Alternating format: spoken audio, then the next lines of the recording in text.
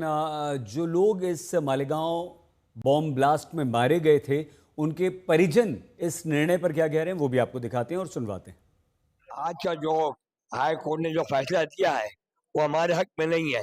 हम उसको नहीं मानते हुए आगे हमारे फैसले के लिए और इंसाफ के लिए हम सुप्रीम कोर्ट पहुंचेंगे। ये कोर्ट का फैसले में गलतियां है कि ये फैसला जो है गलत है।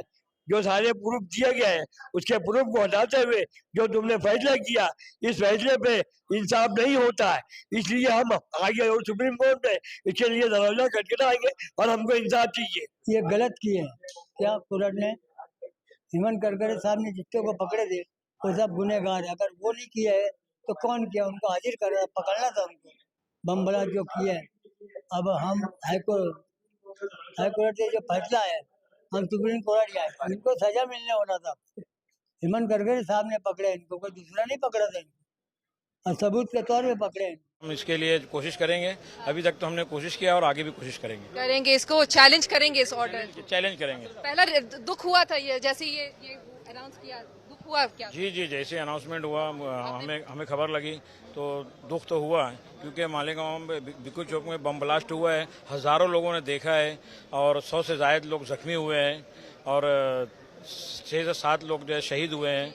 ये तो पूरे मालेगांव के शहर इसके विटनेस है। हमारी अदालत से यही उम्मीद है कि इस फैसले के अंदर जो है असली मुजरिमों को जो है वो सजा दी जाए, और असली मुजरिम वही हैं जिनको हेमंत करकरे जी ने जो है पकड़ा है और बहुत बारीक बीनी से उन्होंने इस काम को अंजाम दिया।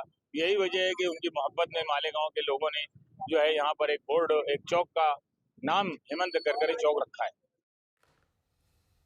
जैसे ये निर्णय आया, बीजेपी के नेताओं ने इसका स्वागत किया और ये भी कहा कि जो हिंदू आतंकवाद गढ़ा गया था वो फेक है, वो गलत सिद्ध हुआ है और अदालत ने भी इस पर अपनी मुहर लगा दी है।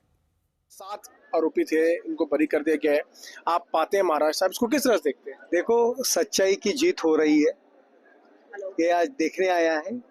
सिर्फ अपने प्रेशर के कारण धाक दपटशा दे के मिलिट्री ऑफिसरों से झूठ कहला के साध्वी प्रज्ञा सिंह और कर्नल पुरोहित इनको अटक किया था। आज दूध का दूध और पानी का पानी हो सामने आया है। हिंदू दहशतवाद नाम का एक गलतफहमी लोगों में घुमा, कांग्रेस गवर्नमेंट ने ये कार्रवाई की थी। आज सच्चाई सामने आई है। कांग्रेस के वो सारे आला कमान के नेता जो बड़े बड़े दिग्गज थे, उनको आके अब जवाब देना चाहिए सदन में या जनता को कि उन्होंने बगैर कोई जाने राजनीतिक पार्टी होते हुए आरोपी और आरोप गढ़ दिया, मढ़ दिया, उसका जवाब इन लोगों को देना चाहिए। गृह मंत्री जी ने कल कह दिया था बहुत साफ शब्दों में, भारत में भारतीय हिंदू आतंकवादी नहीं हो सकता।